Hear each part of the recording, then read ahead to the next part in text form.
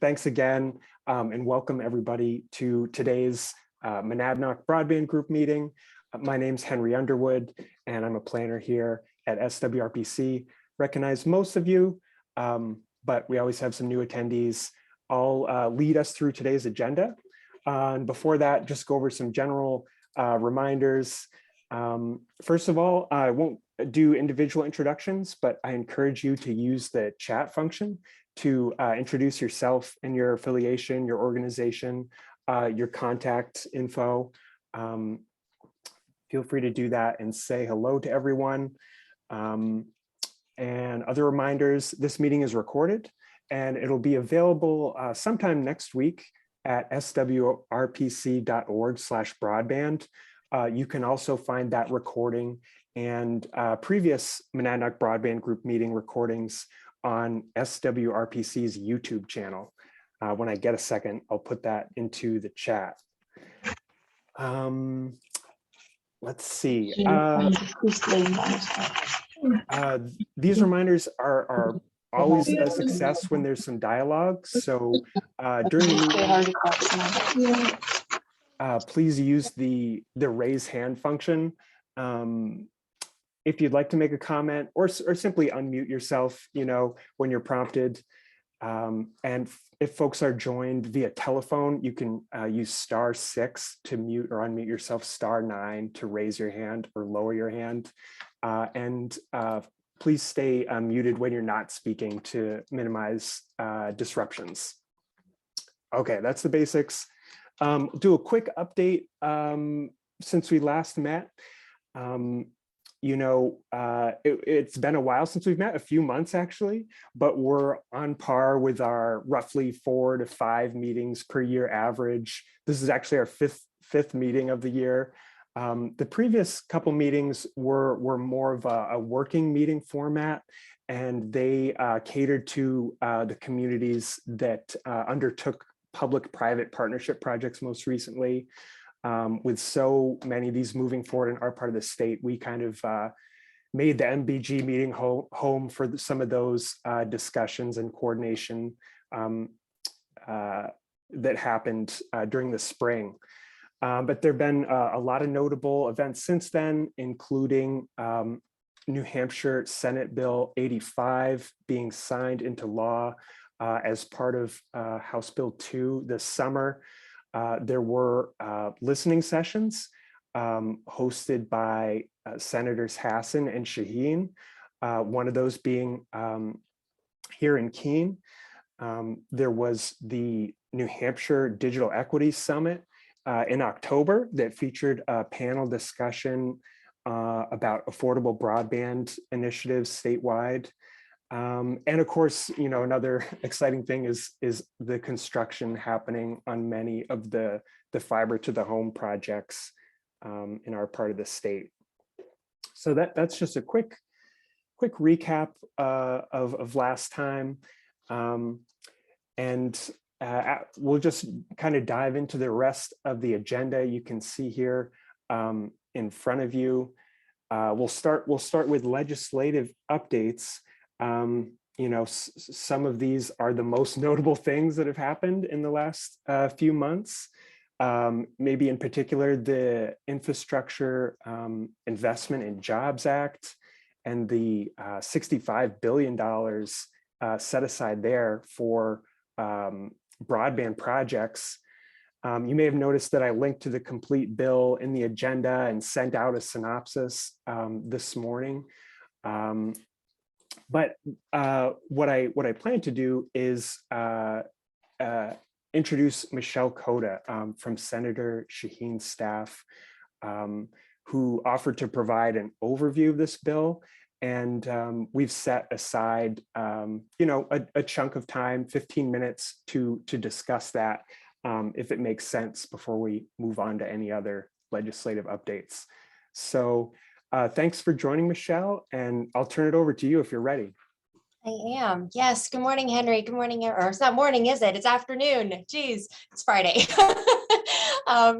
Well, yes, thank you so much. And as Henry mentioned, November 15th was a historic day. We've been able to pass a significant bill, which is going to make enormous headway in some of our biggest challenges, including broadband. It's a $1.2 trillion bill that has about $550 billion towards new programs over 5 years. The federal agencies that are involved will have anywhere between 45 to 90 days to come up with their plans. So I know you may have a lot of questions, but a lot of those answers should be coming forward with the administration's treatment of these programs and spending in the coming month and a half to 3 months. So we are planning at our office and in collaboration with other offices as well, just to make sure that we can get the information out there to all of you.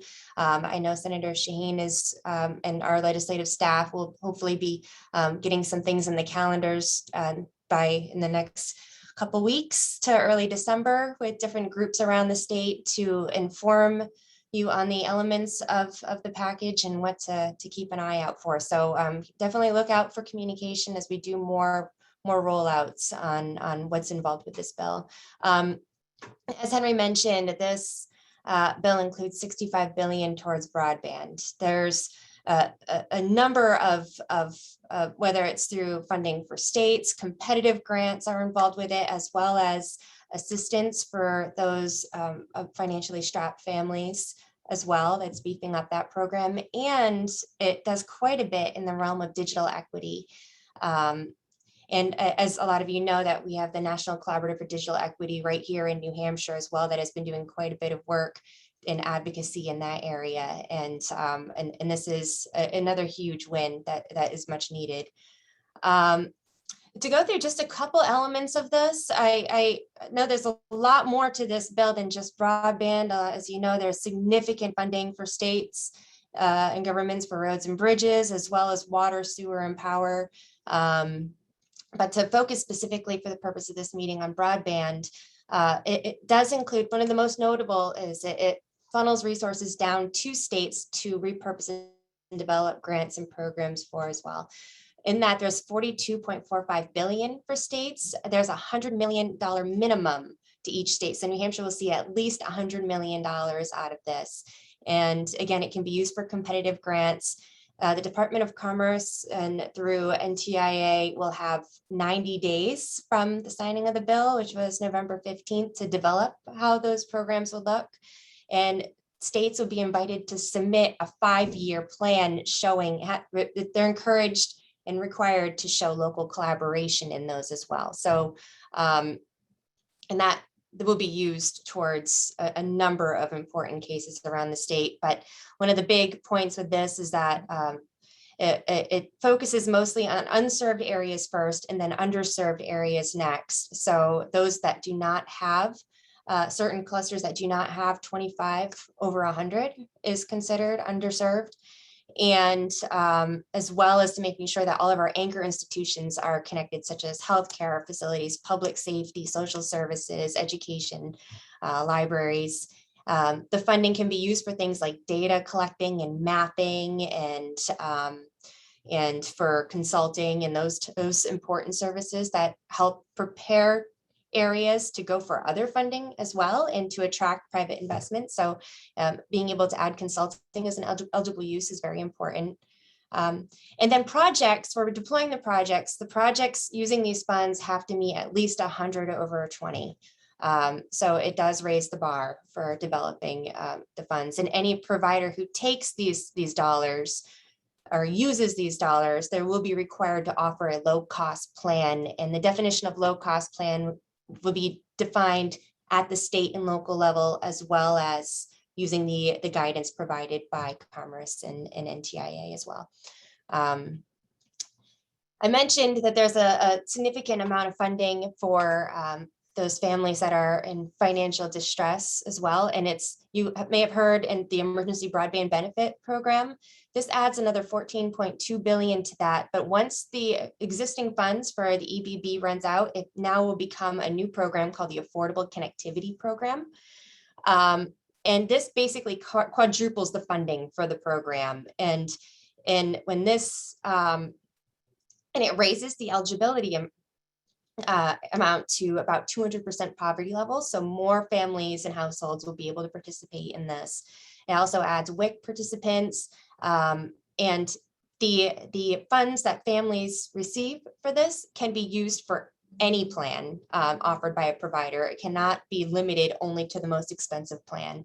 And as we mentioned before, any provider that takes a cent from these programs have to offer a low-cost plan as decided at the local and state level and with collaboration of the federal government. So it's definitely is more controlled and expanded, which is very important.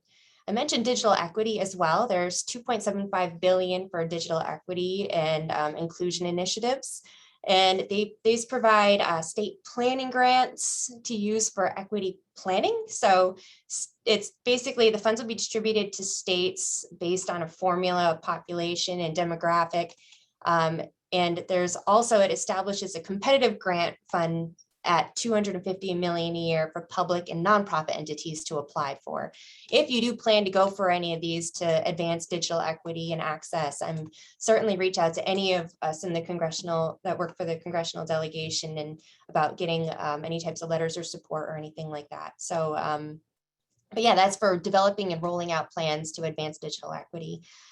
Not to take up too much more time, there will be about $1 billion put in there for middle mile programs, and it'll be through NTIA for telecommunication companies to go for. USDA funding will be the Reconnect loan program, which is going into its third round, will be given another $2 billion, and that can maybe used for technical assistance and capacity building. The great thing about that is, as you know, USDA formally recognized a 10-1 as being served. That definition has been expanded to 25-3.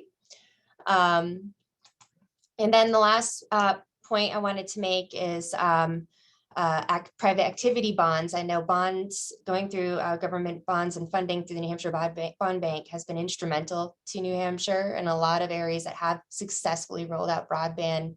But this basically gives entities in states such as the New Hampshire Bond Bank more access to financing options to assist with these types of projects moving forward. So, but New Hampshire has a strong need. We have a very complex landscape, an expensive landscape, and these funds are just so critical right now to help connect some of these last mile challenges that we're facing. So I'm going to send you I'll put it in the chat.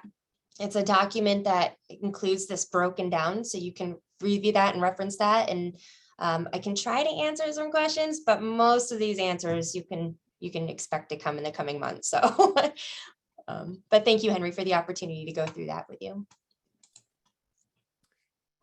Thank you, Michele, for the overview. We'll look out for that handout and circulate that out to folks. Post it on our webpage. So with Michele's qualifier of she may not be able to answer the questions, are there questions from the group or comments? I see one in the chat from Tim Wessels. He's mentioning that the state is in line for funding from these two different sources, and the aspect of distributing it.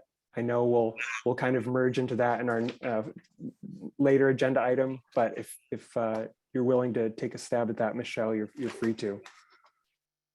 Yeah, and it's snowing really hard outside right now. I just want to say, wow. I did not expect that to happen today.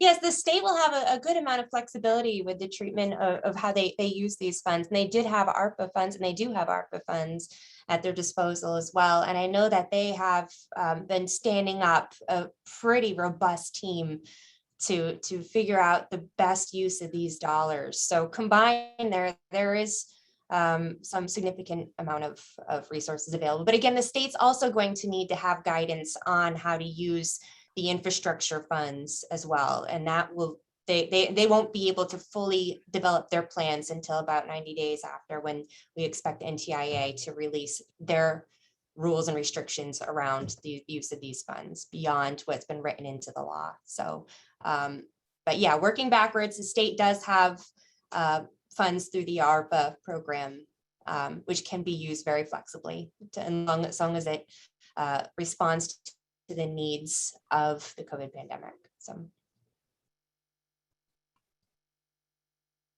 Thanks. Other questions on the Infrastructure Investment and Jobs Act? Not seeing any right now. So how about other updates on legislative initiatives? This is a chance where we'd love to hear from other federal delegation staff that might want to share something, or other state legislative efforts following that.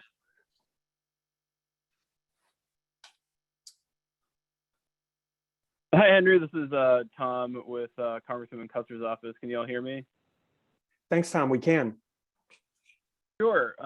Thanks, Michelle. That was a great overview. I just want to echo everything she said. We'll be looking to hold some informational sessions once we sort of get a more clear picture when Commerce is standing up these programs. But just wanted to note one thing on the data piece. So as per the Data Act that was passed, the FCC is now undertaking an initiative to try to get more granular broadband data maps. And the GAO just released a report about a month ago. So I just wanted to put that on your radar, and happy to send that around as well. So I just wanted to add that. Thanks for the update, Tom. Yeah, if you have a chance to put a link in the chat, that would be helpful. So it's good to have an update on that piece of legislation. This is Carrie Holmes from Senator Maggie Hassan's office. Echo Tom, thank you, Michelle, for the overview of the infrastructure bill. That was obviously the big piece of legislation that Congress had been working on for the last couple of months. So don't have anything in particular to add that Michelle didn't cover as far as that bill. I guess to the question, and Michelle had mentioned this, but I guess to reiterate, as part of the funding, there will be technical assistance and a planning period.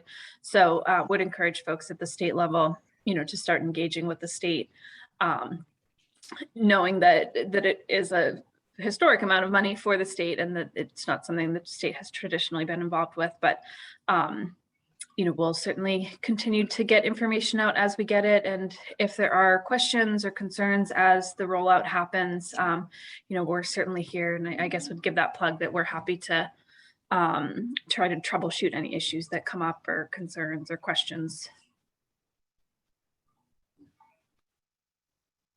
Thank you for the update. We'll, of course, keep us in mind to help distribute some of that information. The informational sessions, when those happen, it sounds like a couple months away, but we're happy to help to spread the word. Great. How about more maybe state legislative initiatives? I see Senator Khan joined. Do you have any update to share with the group? I can do a couple of things on that, Henry, and thanks for that opportunity. One, I call attention to Senate Bill 185 from 2021. And that bill established a broadband fund. The fund was loaded with $1 in anticipation that there would be federal funds available for next steps with the fund. The fund has some requirements and some goals as to funding last mile projects, up to 50% of a project's cost for unserved areas. So the people who cut the wave on that grant will need to define how to parse out overlay projects, much like we've seen in those that have been implemented before, like in Chesterfield, where it overlays on what might have been considered partially served community versus the unserved by FCC definitions. Nonetheless, the broadband fund exists, and the function has been transferred from the Office of Strategic Initiatives to Business and Economic Affairs. So under Commissioner Taylor Caswell's reach is the broadband fund. Department intends to have a staff people to administer the fund. And the first step for those three will be to develop rules for application and distribution of broadband funding. So I don't expect this to, I mean, it sounds like from the federal descriptions that a 90-day period will be on federal rules.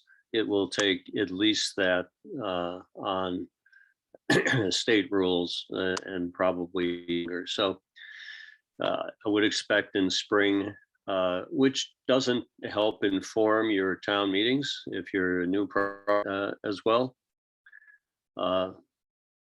And hey, Liberty is going to be the project manager, I see. Well, that's great because we know Mark. He can probably get it done just like, maybe he should speak to it next. I want to also say that I'm very encouraged by the mapping ideas that there are here. And I would suggest that we need mapping in two ways. One is we need to see the mapping of our cell service in the state, which I think continues to lag behind statewide coverage. That becomes really important to people who have cell service, but can't use that cell service for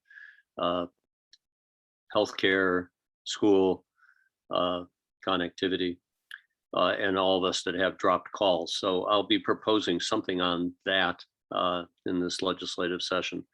And I think, and I really, so Mark, I hope we can be working together to try to provide mapping that we really don't have in the state currently, and I think will be very helpful to our grant applications. So is that a transition to me, Henry? Or do you want? I think that's a good segue. Jay sort of inadvertently introduced our next agenda item. I do want to pause for just a second though, because there were a couple of questions in the chat that are more on the federal legislative side. One was around the recent NTIA program awards. If there's any status update on that program. And there was one other question from Molly Miller about state guidance. It looks like that maybe we could field to into this agenda item. So we'll move on to agenda item 3. You know, you may know that the Department of Business and Economic Affairs is ramping up its staffing, like Jay suggested. Mark Laliberte and Matthew Conserva are in attendance today. We want to make them feel welcome as regular attendees. And as Jay was saying, they're going to play a new and substantial role in broadband improvement. And we've had some unique success here, but unique challenges. And a vested interest in obviously what they're working on. So with that, I'll turn it over to you, Mark, if you could include, you know, where the direction the department's going and what we could expect as far as activities and timing, that would be wonderful. Well, I'll do the best I can with that because sometimes we're at the mercy of others. But first of all, I want to thank Senator Khan for such the kind words. I also want to congratulate Mr. I think it's the new representative that I see on here. Congratulations. And also I want to, before I start speaking, I'd like to have Matt Conserva talk a little bit about himself. He's one of our team is fully formed as of today. We brought in our accountant literally this morning. So our team of 3 is ready to go. But I want to have Matt Conserva give a little bit about his background, because I'm going to tell you someone like him is going to be very valuable in what we do. And then I'll go into kind of what you were looking for, Henry. Good afternoon, everyone. Again, my name is Matt Conserva. I live in the Concord area. I've been in the state for the past 14 years. I come from northern Massachusetts, a town called Tewksbury next to Lowell. For the 99% of my career, I worked for Sprint Nextel, first Nextel, then the takeover of Sprint. So I was in the wireless technology area, both in the engineering departments. I am not an engineer, but both in the engineering departments, and then funneled over to corporate care out of Burlington, Massachusetts. And then from there, I went over to the New Hampshire DOT, working in the TSMO Bureau with Charlie Blackman, dealing with all the technology along the highways. And then when this came in, lucky enough that Mark hired me to come in and assist with getting broadband to covering the whole state. So thank you. And I look forward to working with everyone. All right. And so my name's Mark Laliberte. I think some of you have met me before. I've been at BEA and actually the former DRED for about 5.5 years.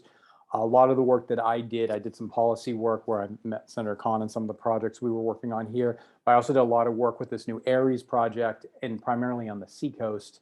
And after we were kind of able to get that off the ground, when this portfolio was brought to us through SB 85/HB2, I was able to be lucky enough to be chosen by the commissioner and the team over here to lead that.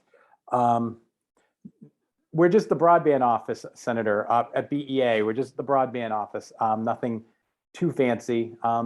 So I started around Labor Day, and basically have spent the past 2+ months just talking to as many people as possible. I've talked to the providers. I've talked to many of the county groups. I was at the telehealth conference at 11 today, spoke for an hour there. So we're trying to basically intersect beyond trying to really determine what the needs are, both in terms of build out, which is going to be the big focus of capital projects funds and the $122 million. And then with infrastructure, looking at things like the digital equity, kind of filling in the gaps, and things like, the middle mile fund and other areas where we can look into maybe some municipal options.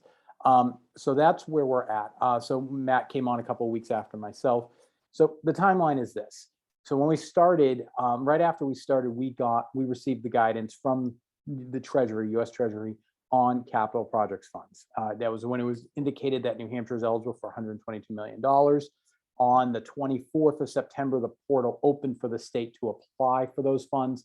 On the 29th of September, we did. My sense is, from what we're hearing, we're one of the first states to do so. That portal is open until the end of December. It's our expectation that we'll be hearing, though we don't have any clear guidance, but expectation is that we're going to hear about this at the beginning of the new year. At that point, we would then submit our grant proposal and our individual plans. And so what we're looking at in terms of what the money is, we certainly see SB 85 as what we're working with. We value what the legislature did. It provides some good rules, and we're working on an application, rules, and a few other things. There's a lot of it that we're kind of going through some of the more technical work, but we've moved very quickly on that to get as much done as possible. We're also seeing if there are any options in terms of outside of SB 85 that might be able to address some of these challenges. I know some communities have said even with SB 85, it might be difficult for them to work through this unless they go through the bonding process. So we're looking at all these different options. We've talked with the co-op, New Hampshire Electric Co-op, see what some of the projects they have in mind with their LLC. And those are some of the areas we're looking at with that specific $122 million. And we are trying, and trust me, I know people aren't sure how fast we're trying to work with this. We're working, and Matt can tell you, we're working as fast as humanly possible to get through all of this. I think the more interesting one and the more challenging one, just because it's still new, is infrastructure. The state is looking at least 100 million. I think we're going to get more on that. But again, that's where we're looking at things like how do we address digital equity. I know Senator Khan, for example, has even long before COVID, and I know he's doing stretches, but has talked about the importance of telehealth, especially in his area. So we see telehealth as definitely an issue, look in terms of digital equity. But we're also looking at some of this. We've talked with the community development at CDFA about some of the projects they have in terms of housing. Someone mentioned how OSI is now in our office. It's OPD, Office of Planning Development. So we have the demographer, we have the census data and all of that. That's going to be helpful in some of the work we do, because mapping is going to be important. I think our feeling is the mapping that currently exists is a sledgehammer. It gives you a general sense of where things are, but I'm sure Henry will tell you it's not nearly as precise as I think we need it to be. Infrastructure is the infrastructure bill looks at mapping and tries to have a much more granular and much more detailed area, especially if the new number is 100/100 or 100/20, depending on what you look at. So those are going to be things we're looking at. I'd like to think that if there's a possibility to do some more mapping in our office, those are some of the things that we're looking at as well. Also, obviously having conversations with Granite and other partners. So right now, that's kind of what we're looking at. Again, we're talking to everybody. We talked to SpaceX last week. We talked to look at what they're looking to do in terms of the satellite technology and different than what has existed. We've talked with the wireless folks. We talked to FirstNet and T-Mobile and all that, because I think in some parts of the country and even north of us in Canada, fixed wireless is an option. I'm not saying that's necessarily where we're looking at, but I think for us, it's more just getting as much information as humanly possible to really help us with our decision making, especially later on. So that's where we stand right now. I hope that people feel like we're trying to keep everyone in the loop. We did the surveys to all the communities. We've received over 50 back. I will say that the RPCs have been incredibly helpful in some of the work that we've done, and not just Southwest, but some of the other conversations that we've had. And we're obviously talked to Grafton County, we've talked to Coos County and Carroll County as well. So that's where we stand. We will continue to be communicative with you. I've given you my contact information in the chat. Feel free to take that down. I don't know if anything you want to add, Matt, before we, hey, Hancock and Francistown, we are very aware of what's going on there. We talked to Hancock and we know that you applied for the NTIA. I wish we had heard about that. I wish we would hear about that soon. Matt, so if you have anything you want to add. I just want to piggyback on, with SB 85, it's a very powerful tool. It still only has $1 funding. And, we are working as hard as we can to be in line with capital projects. We are still waiting on guidance. And once we have guidance on what they expect for project plans and program plans, Mark and I have been trying to make a lot of assumptions of what they're looking for. So we are in the process of putting together as many plans as we can think about. And then from there, once we do have the guidance, we're going to be in a much better position to immediately submit those plans and project plans and program plans when we can. So we are not here waiting for the guidance. We are actively working on assumptions that we believe the guidance will give us. So we're in a position to send those plans into Treasury as soon as possible. And then we can really start going with getting some money out to the communities and working with the communities. Mark and I are under the mindset that we want to work with the communities and help with the decision making, but we are not going to make decisions. We're hoping the municipalities in towns across the state want to be a part of the decision making, and we'll be there to, hopefully work with them to make sure everybody is happy in getting what they want and need across the state.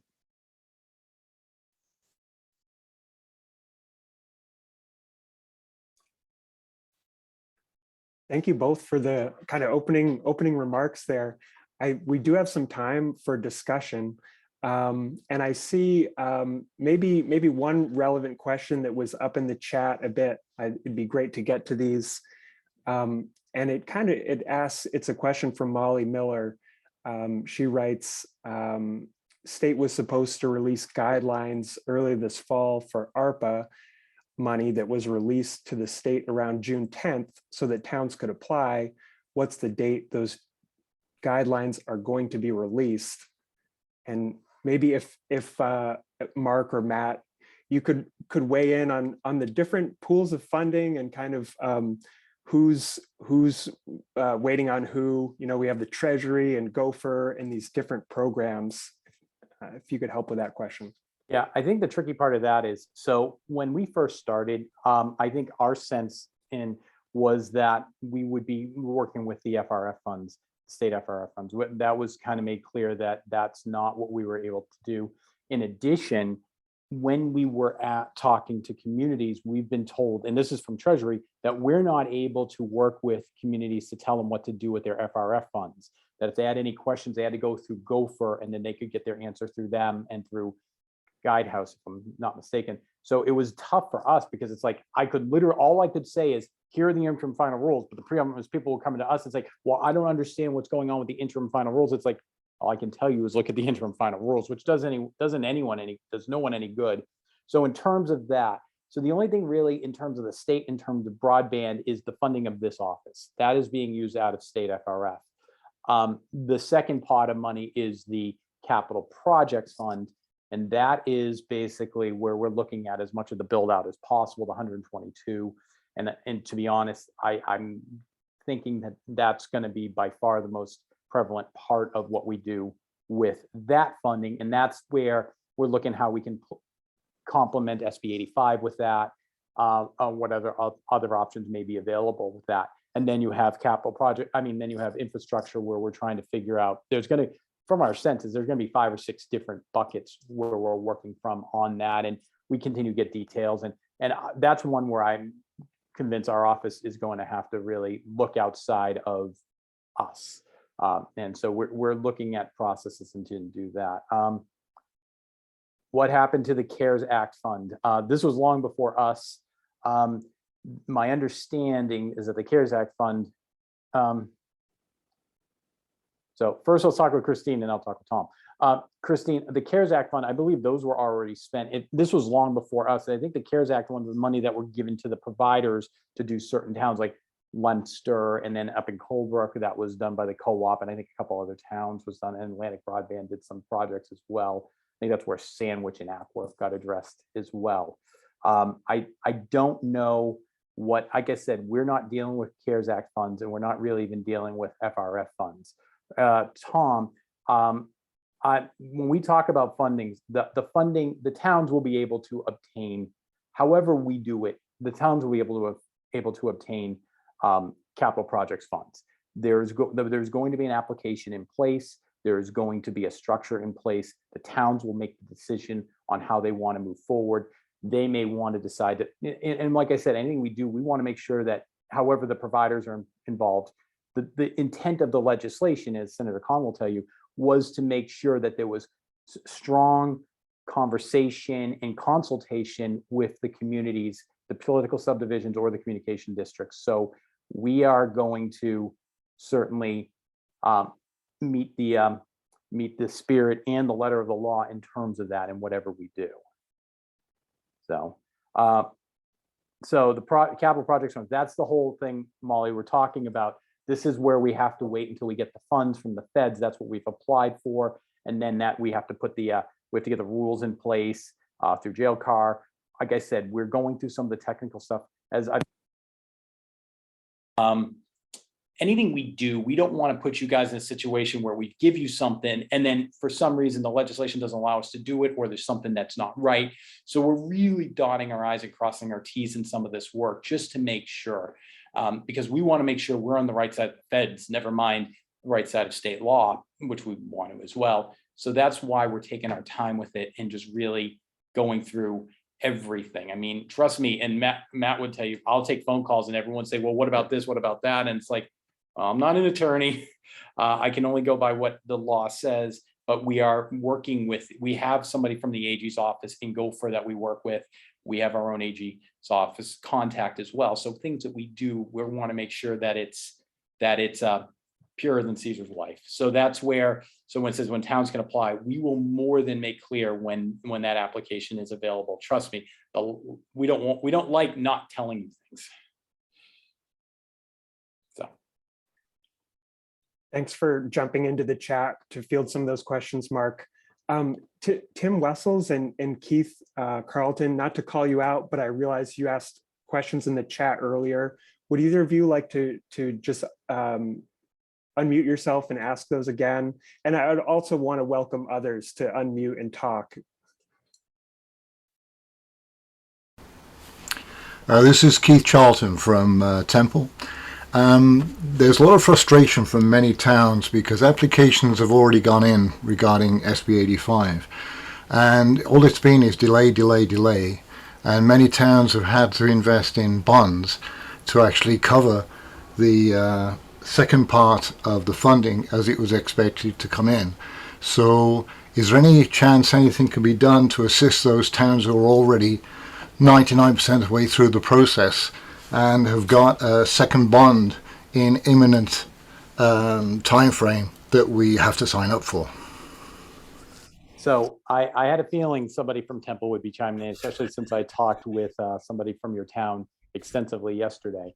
Like I said, we're looking at all the options involved and looking at everything that's out there to make sure that what we're doing is accomplishing as much as we can. I mean, on one hand, what I've said is that, you know, this bill didn't pass until July, and even in, like I said, I think the sense was this is even before capital projects was even really out there. And so now we have this larger pool of money that's out there, but has its own rules. And we want to make sure, like I said, we want to make sure that money gets is spread out as far and wide as possible to get as much of the state is hooked up as possible. And two, that, you know, no one wants to punish those communities that move forward before anyone else, that were being proactive about it. And especially in the Southwest where that has happened. One of the things we've discussed is, you know, what may be able to be done. Are there opportunities maybe even outside of SB 85 that can address some of those funding challenges? I mean, you know, it's tough for me to say, you know, well, you're not going to be eligible for it, but hey, congratulations, you're getting broadband before everyone else. Because on one hand, that is true. I mean, especially with some of the things with the supply chain issues and the workforce challenges, I think one of the fears that we have here at BEA is when this does get announced, probably in early 2022, that a ton of towns are going to apply. And is there going to be enough workforce, and is there going to be enough supplies with the providers to be able to do all that work? Because we're not just competing amongst ourselves, we're competing nationwide and arguably internationally as well for these resources. So those are some of the concerns that we have. But we are looking at every circumstance. We're looking at every circumstance from a town that hasn't even started yet to a town that is just about done the build out, and seeing how we can accommodate as many of them as possible. I make no promises that we're going to make everybody happy.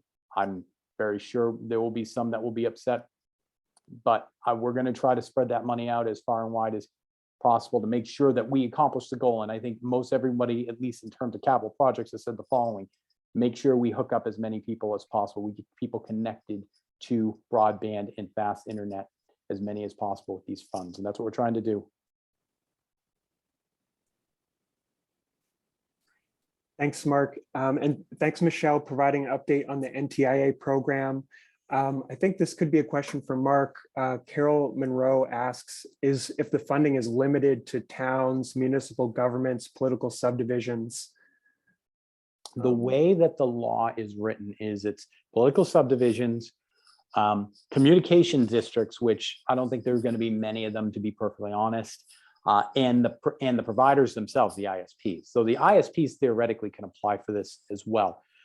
Again, what we've really tried to build into the rules and what we have is that any ISP is working very extensively with the town, so they're not working rogue, because they can go in and say, well, we're going to do this. If that's not what the town wants, then that doesn't help anybody, and it just creates more conflict. And I know that in the past there have been conflict between providers and communities. So we're trying to do what we can to help, at least in our end, help mollify that.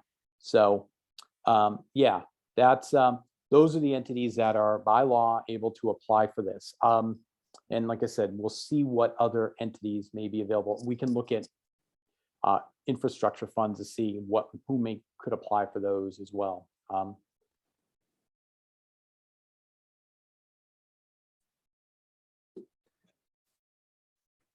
Great. Well, we've gotten to a lot of questions. I did have a couple on the back burner in case we needed to get things started. I think we've put a dent in them, but I'll offer these up here in case other members or attendees would like to pose them. And maybe this is a chance if people didn't had a question or comment that they want to revisit. Now would be a good time.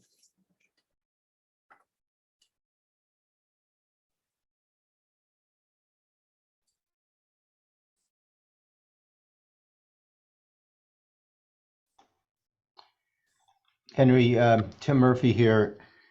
If I could just encourage the group. So when Henry reached out to Mark and Matt to ask them to attend today's meeting on behalf of BEA, one of the things that we thought that the Monadnock Broadband Group could do is provide perspective to them as they are charged with helping to develop a state program.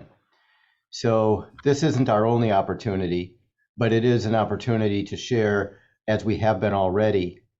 If I can take, I guess, a stab at what I'm reading in the chat, there seems to be some frustration for those of the communities that have been proactive in trying to meet their broadband connectivity needs, that state programs that have come forward thus far don't really favor the communities that have been, I guess, trying to lead the charge. So I might just offer that, and if others might agree, is that something that the state could consider, that BEA could consider in its next go around with the funding that is currently being considered? Well, I mean, there are certain things I really want to say, and I think one of them is a very broad sense in that there is a lot of resources available, and we want to make sure that we get those resources targeted the best way as possible. And like I said, you never want to punish people who have been proactive. So we're always looking at the different options. And I think that's part of what's taken the time. We have to make sure that what we do is accurate. And again, I don't want to say, I know, like, for example, with FRF funds, you couldn't pay off an existing bond with those funds. Now, looks like there may be more flexibility within other funding mechanisms. And but we want to make sure if that's the case that we can do that.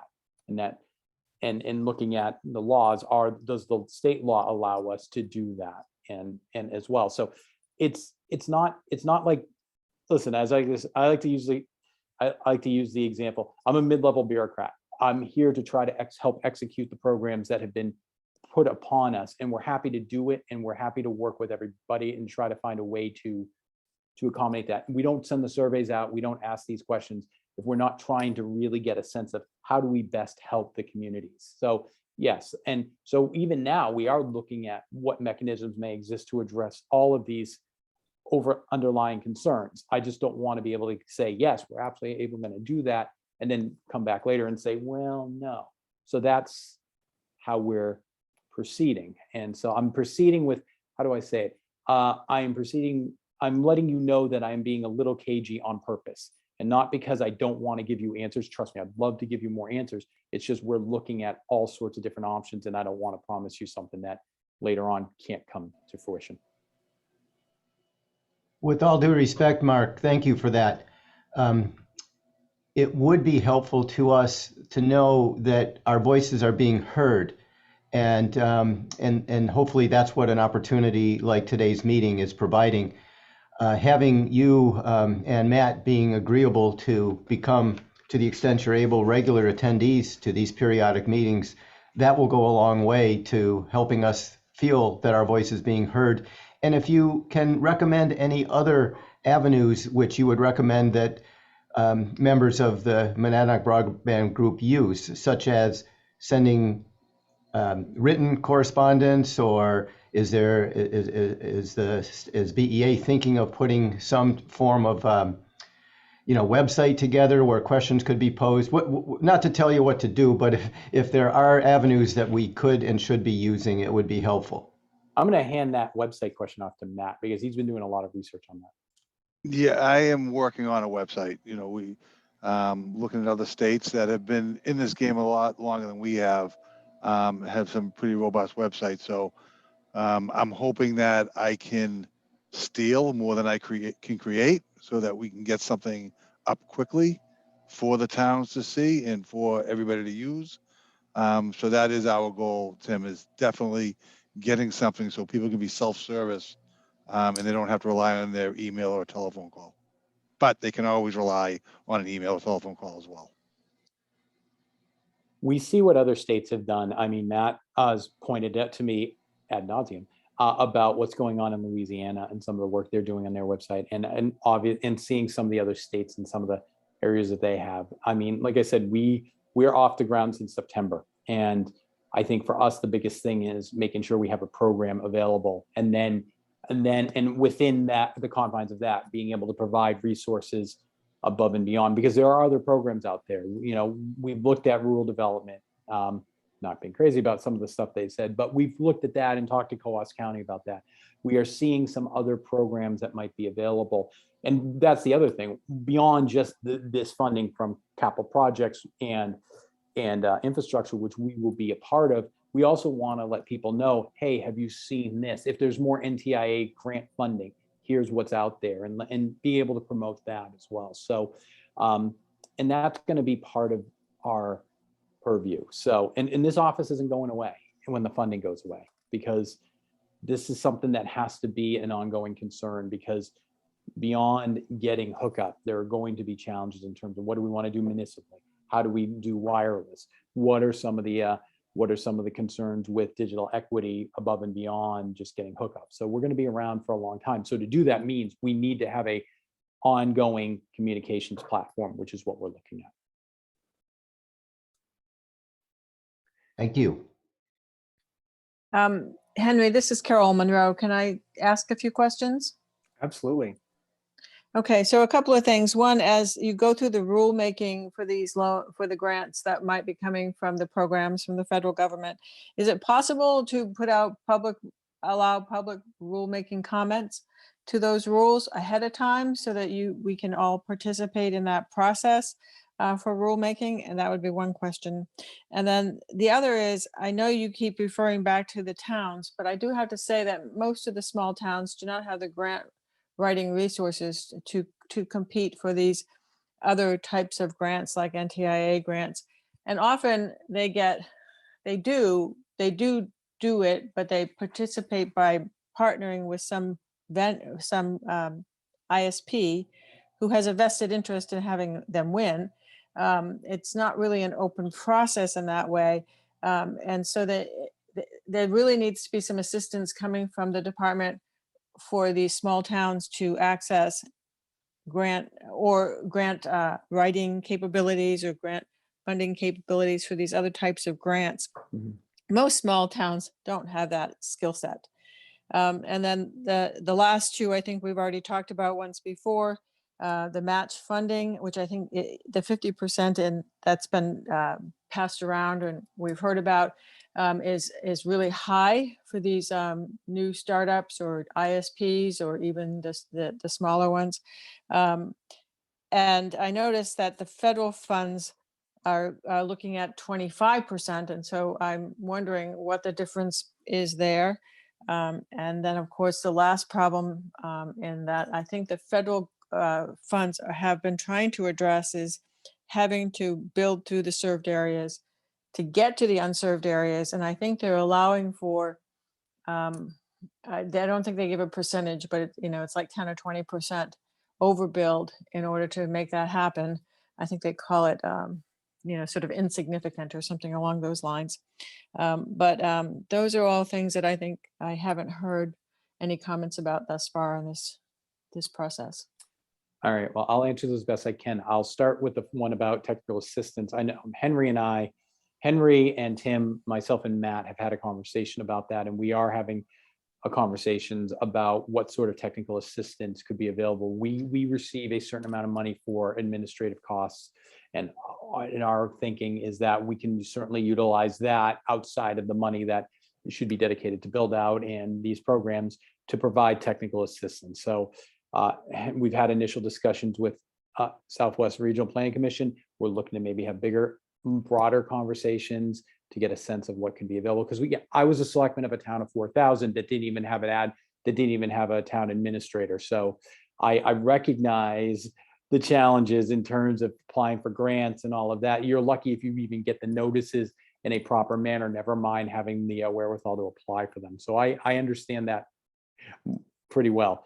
In terms of the 50%, that is within, it's up to 50% of the town's share. As Senator Khan has put, that is obviously, I mean, some towns we have seen the providers have provided more than 50%. So it all depends. But again, that's unfortunately the trick of there is that you're kind of at the mercy of the provider, if they're willing to do this or not do this. I think your first, what was the first question? Again, It was about rulemaking. oh yeah, rulemaking. Rulemaking. I'm still working on the initial drafts of that. Let me get a little more information. Again, I'm not a rulemaker I'm not one of the people, like if you go to DOE, they have a couple of people who just write rules. I'm trying to get some guidance as well on how we move forward with that. Like I said, I don't want to do anything that upsets the apple cart, and especially in dealing with jail cars. So let me look at what options we have on that. And then, like I said, if there's anything that comes of that, I can certainly let this group know. So, and then I know that one of the questions in here was, well, there are a lot of questions in here. Okay, I think somebody asked about, like I said, somebody talked about how they were moving forward with the grant. You know, some of the trust, part of the trust trouble is the timing of all of this. There were towns that made these decisions at town meeting last year or this year before any of this funding came out, and then they move forward, and then these laws come in and all of that. And I think everybody involved, from the feds, from the legislators, everyone had the best interest to try to do some things in a very truncated period. And we're trying to kind of work through that. And I think what we're trying to do is say, okay, what are the best avenues to, you know, where we might see a roadblock, how do we overcome that? So that's kind of where we're at with a lot of the plans we're putting together. The overbuild is an issue, and we are looking at that as well, and how do we address that? I think the Fed to give you a lot more leeway than I think we expected, and we're going to look at how that can be done, because you're right. I mean, you see some of the areas, you'll have like 5 or 6 different areas in a town that are unserved or underserved, and it's almost impossible not to do an overbuild to just get all of those addressed. And we know that, and we're looking at that. I'm putting together an FAQ, and it gets longer and longer after each meeting. Somebody has to do it. Thank you. Yeah. Thank you for those questions, Carol. Tim Wessels, you've been waiting for a while for your question, and then let's go Jay after Tim. Actually, it's not so much a question, but I'm curious. We've had 6 towns in southwestern New Hampshire bond and build complete FTTP networks with consolidated communications. Our networks are finished. They're up and running. Last year, I think roughly 16 towns voted to bond in partnership, mostly with Consolidated. Fibercast was one, and the town of Peterborough decided they would do a cash deal with Consolidated before all their money was stolen. So I'm wondering, in each of those towns that voted to bond, they also had to apply to the New Hampshire Municipal Bond Bank to have their application accepted so that their bond sale could take place, which was either last July or this coming January. And there was conversation in one of the broadband group meetings, I think it was in May or June, about how they might navigate that. And the reason that this caused a consternation was exactly because, oh yeah, we have all this federal dollars now rolling into the state, can't we use some of that and bond for less?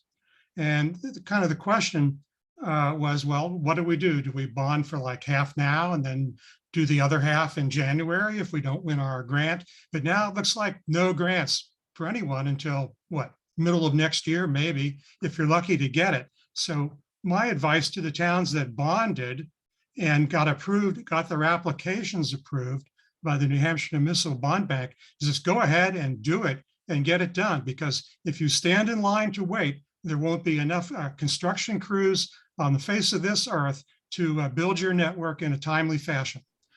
So I think you want to do it. You've got voter approval. You've got bond bank approval of your application. Go ahead and pull the trigger with whoever you partnered with and build your network.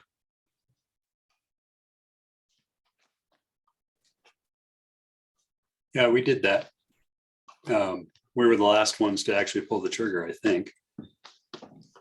Yep. No. And Dublin did it, and no, I have no complaints from the people in Dublin, none. So, you know, yeah, they pay their $11.50 extra, which is higher than the other groups there on their bill, but the price is right anyway. And Consolidated has offered all the special deals that they've offered the rest of the state. It has been really an amazing factor that I sit on 250 megs of symmetrical service and don't have any issues at all. Yeah, this is Andrew from Harrisville. We would say the same thing. We just negotiated that $11 down to make it identical over the 20-year period. Yeah, I don't think we have any regrets about deciding to go ahead and do it, but it does feel kind of, I don't know, unfair that towns that have been sitting on their thumbs not doing anything are not going to have to pay that $10.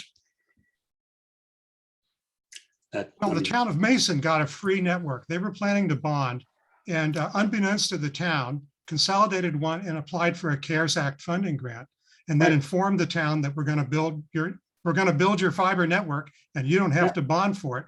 And I say, well, great for the town of Mason, but the rest of us who had the foresight to go ahead and make use of Senate Bill 170 and do the public-private partnerships and sell our bonds, we've got finished networks. It's just that this last group of 16 towns, they kind of saw that hook dangling in front of them. Ooh, federal money. Do we want to spend our own money? Well, my advice is put some skin in the game and get it done. And like I said, we did. Yeah. Greenfield, well, Consolidated says that we were the last ones to confirm that we were going ahead with it. And we did. And we don't feel bad about that. That's all fine. That was always the plan. But, you know, you've got federal money going to people to build these things. That money's our money too. It's our tax money that's paying for this. It's not really fair that we get left out in the cold. Sure, we got a network and that's great. That's wonderful. And nobody's feeling bad about that. And it's a network that the town will own as an asset. It has to own what it bonded for. And I think all the agreements require that the town continue owning the network after the if it's 20-year service agreement with Consolidated, the town will actually own that valuable asset at the end of 20 years. The only town that signed it away, and I think that was a dubious decision, was the town of Chesterfield, but they were first in line, so we can give them a mistake or two. But at the end of 20 years, when their bond is repaid, Consolidated will take possession of that fiber network. But the next 5 towns that did this will wind up owning a fiber asset that they can then go out and solicit a new operator for their network if they choose to do that after the bond is repaid. And I think SB 170 is a great way to go and everybody should do it. But it sure would be nice if the state was a little bit more supportive of people who are trying to get these things done. We've been talking about this since sometime in, I don't know, February last year. It's not like it was a big mystery at the state level that this was coming. So it's kind of annoying. Talk. Thanks everyone for sharing experiences. I think the rhetorical question I'm hearing is, how can the state, how can these federal funds be used to support communities who've been proactive? How can we be creative and still support their efforts? I want to, there are a couple folks that have been waiting for questions. First, Senator Khan, if you still have a question, you would be first. No longer? Or you're still muted, Senator Khan. All right, ready. So two thoughts. One, relative to the hearing process, all rules require a public hearing.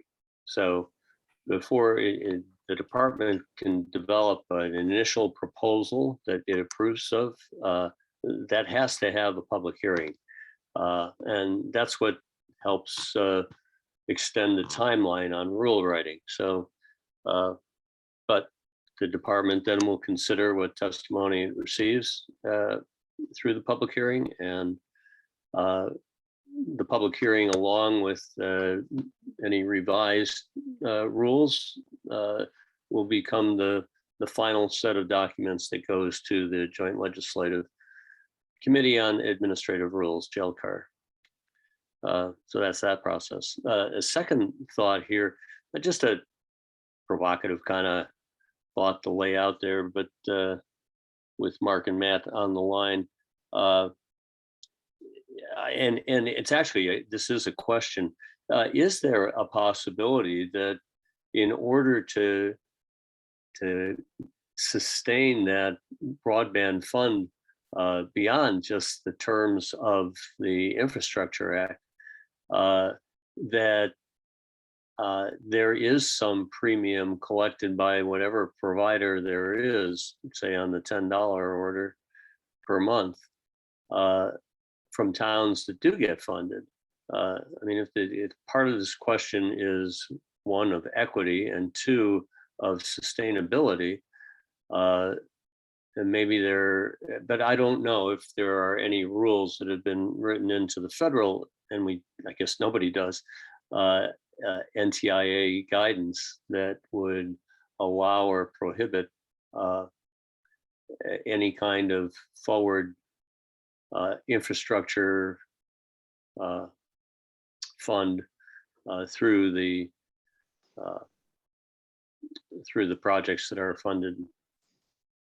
Now, what I will say within the guidance is that basically the big number is March 15th. Anything that was done before March 15th is not really going to be eligible. Anything after March 15th, that's within the guidance. The question then becomes, what about for projects that have already been under construction and all of that? And that's what we're looking at within the confines of SB 85 and seeing what may be available. I think what one town has asked us, is it possible, because you can't pay the bond off early, is that basically in lieu of the subscriber fee, could those funds essentially be paid by the state? Those go into a fund, they go into a bank account at the town level, and then instead of the subscriber fees, have those funds then pay the bond. The bond doesn't go away, but the subscriber fees do. So that's been a subject that's been brought to our attention. Again, one of the many things that we're looking at and waiting through.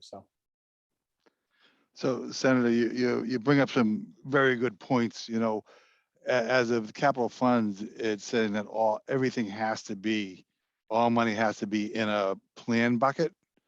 So as far as funding this office or going forward with capital funds, I'm not sure if that's possible. However, Maine for the past 15 to 20 years have been taking about 50 cents to 75 cents. I don't know if it's a universal tax or what they're doing, putting it towards their broadband initiative since I think maybe 2008. So if there is an avenue that we can do that, if we can somehow tap some kind of fee to continue to fund this office so that, the SB 85 never goes dry again, it's a great point and something that I'll look into.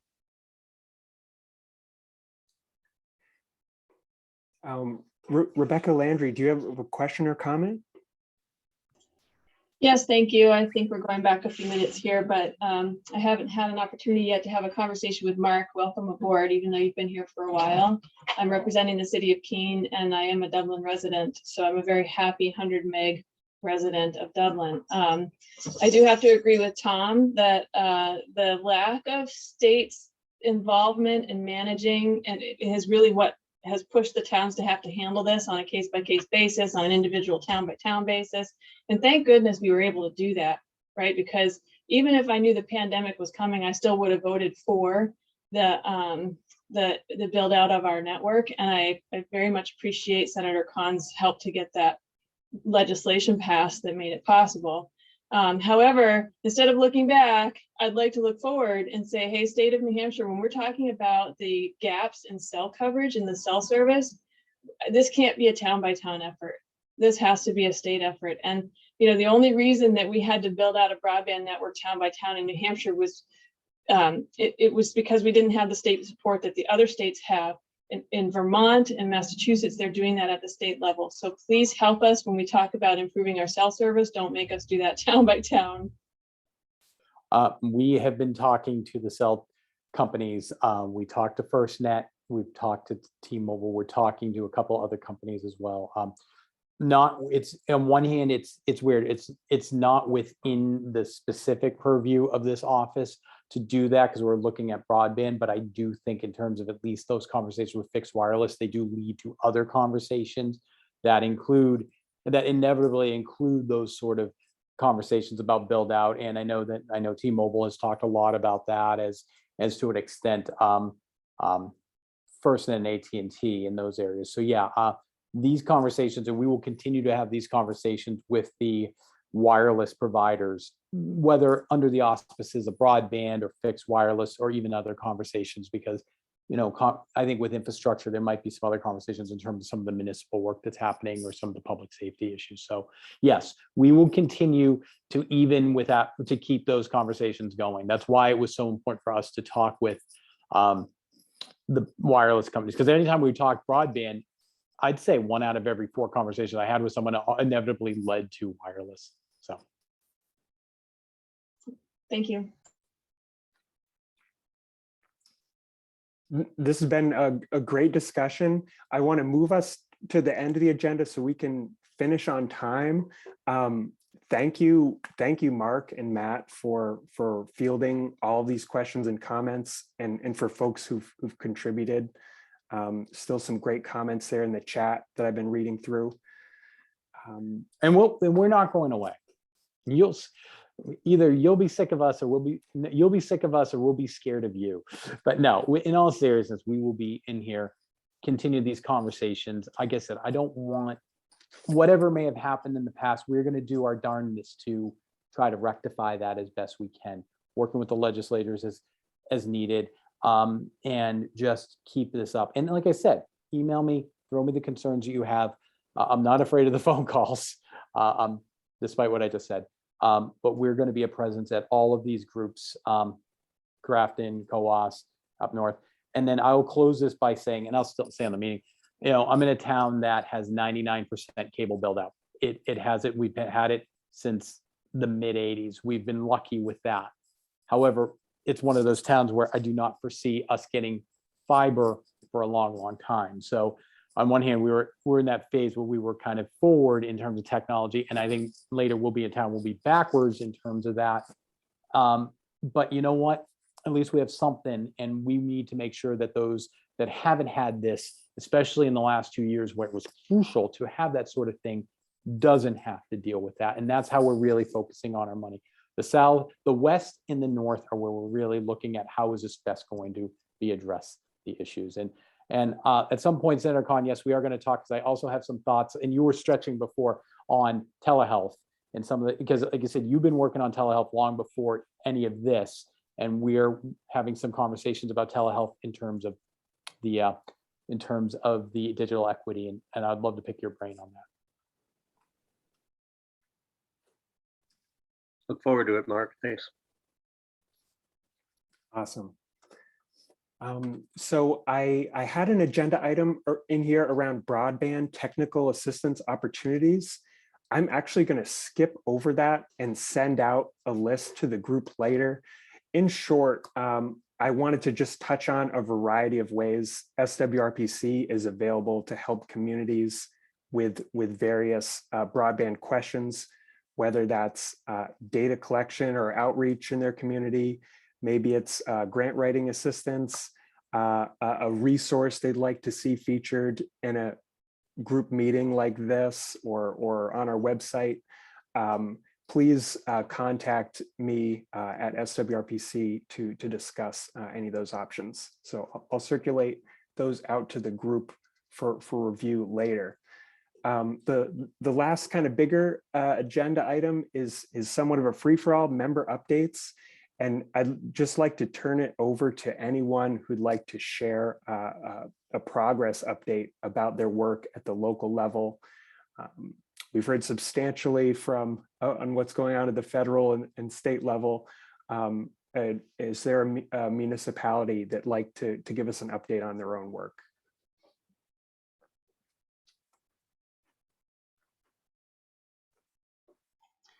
Henry, are you implying that the meeting to this point has not had an element of being a free-for-all? It's been very candid conversation, which I encourage. I think that's healthy. Want to thank everyone. Yeah, that's the benefit. One of the benefits to this informal group, I think.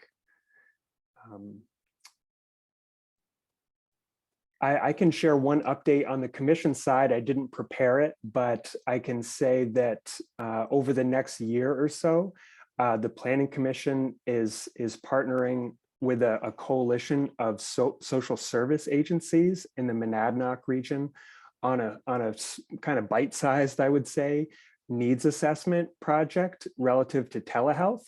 So it's going to involve talking with agencies in our region about how they connect with their members and clients via telehealth, their own organizations' barriers, but also, you know, the client and customer barriers. So I'm looking to feature that in a future agenda item, but just a heads up that that's a topic that we'd be maybe getting into next time. So Henry, that would be really interesting, because I think one of the issues that I find with telehealth is that the providers don't know who has sufficient broadband for telehealth or not.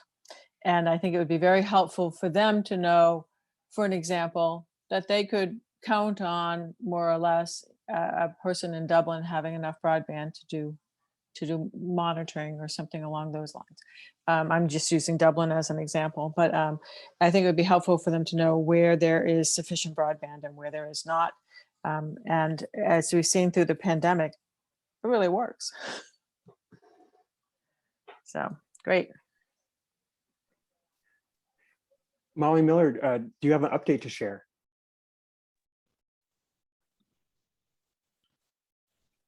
Yeah, I do. I don't know if you can hear. I don't know why I can't get this video started. I don't think I have enough broadband. But anyway, I think that I definitely hear the towns who have already bonded. I feel badly for them, because I think, yeah, in a way they are getting screwed. I think, though, to assume that the towns who haven't moved ahead didn't do so out of laziness or something is incorrect. I think that the next wave of people getting connected are towns Hancock that has, or Francistown. Hancock has 33% unserved. We have applied twice to CCI to do an RFP. They're not interested in us. We don't have a high enough percentage of unserved for them to make money. So the towns they're building out, and all these towns that have successfully paired with CCI, have much, much higher unserved populations, like 80%. And I think there's a lot of towns in this state that have less than 80%, but still a significant number. For us, 1 out of 3, and of the ones that are left, very many are underserved. We don't have any fiber optic in town except one household. So we are totally dependent on this federal money, because we can't get these service providers interested in us, and we can't afford it on our own. So we need this federal money. So I think that's the frustration of not getting these grant applications open from the state. Like some of this money they've had, we're just waiting for the guidelines to apply for it. And that's the part that I think is really challenging moving forward, is these towns that are less than 80% and people like CCI are not interested in. But anyway, we have, just as an update, so we're just waiting. We applied for this NTIA money with Francistown. Thank you, Alfie. We did a really unusual partnership where we worked with them informally. It wasn't one of those cooperatives. And we worked with Hub 66, not because they were our first choice, but because CCI turned us down.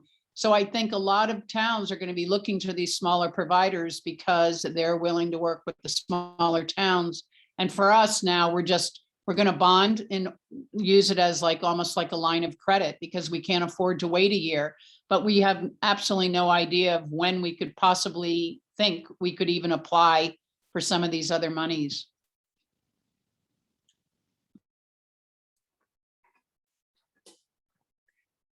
Thanks for the comments and question and update, Molly.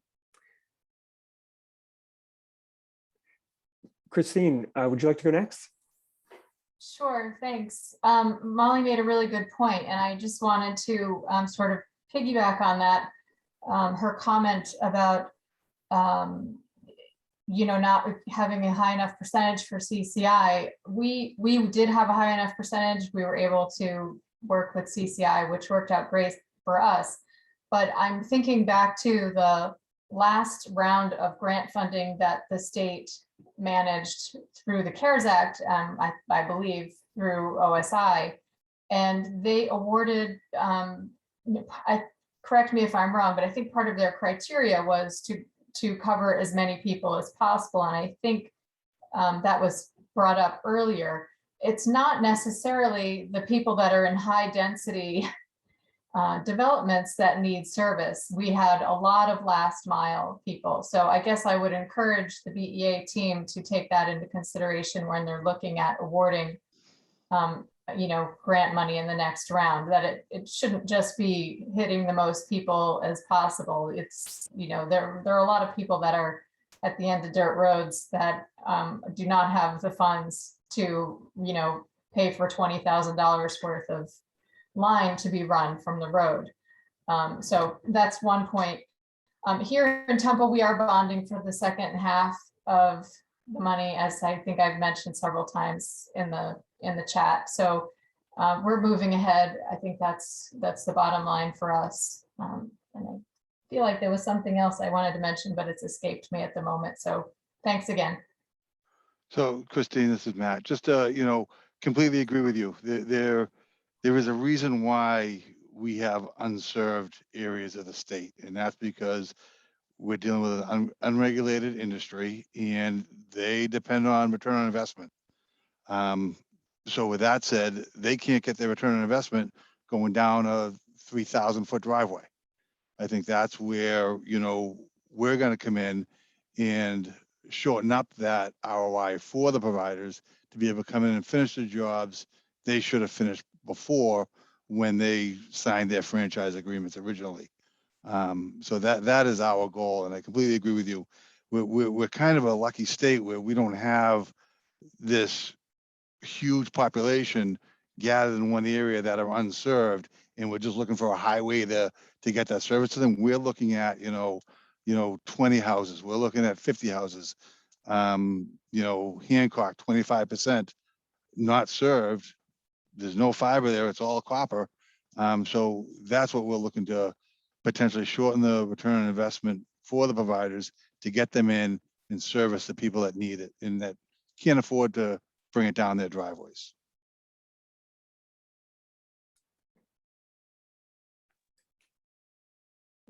Christine, did you have a follow-up? I did, sorry, I remembered my other question. Thanks. So my other question, I guess, is more broad and maybe to people that are here from the various towns. Is anyone using ARPA funds to support residents who need additional financial assistance, to pay for either, a computer or for, their monthly bills. I know that's one of the eligible uses in the ARPA fund. So I'm curious if other towns are doing that to support their residents.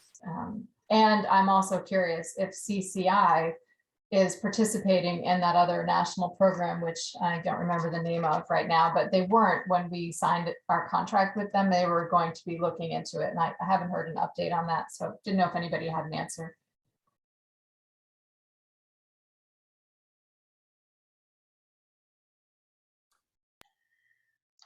Christine, I don't have an answer, Tim Murphy here, but I think that would be an interesting potential topic for maybe an upcoming meeting of this group.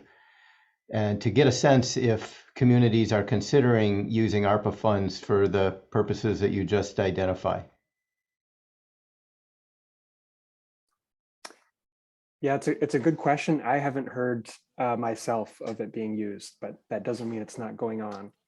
No, I mean, I can answer for Dublin. We haven't decided on our use of our ARPA funds quite yet, but there isn't, we haven't really looked at individual giving funding to individuals through those funds.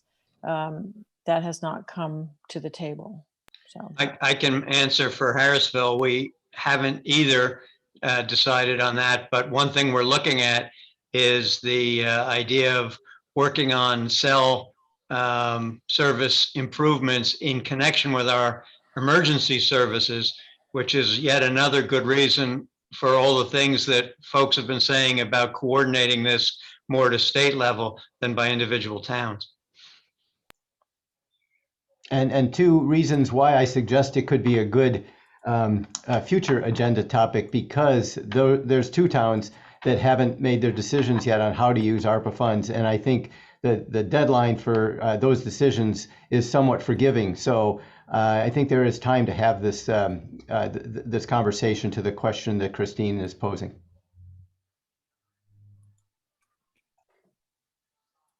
Great suggestion for the next meeting. And we do have an example in our region of a social service agency using CARES Act funds to directly support their residents' clients. So there may even be a model to look at. So we've had a ton of discussion and definitely a record number of messages in the chat, I think. So that's a good sign. Just to wrap things up, reminder, we will post a recording, the resources and links that were shared from the meeting to our website. We will consider getting an agenda together for a couple months from now, roughly, with the idea that as news might be coming out about information sessions, rulemaking, this group would be provided those things, in a timely way, outside of a meeting. So those are the updates I have. Are there any other next steps that others would like to bring up?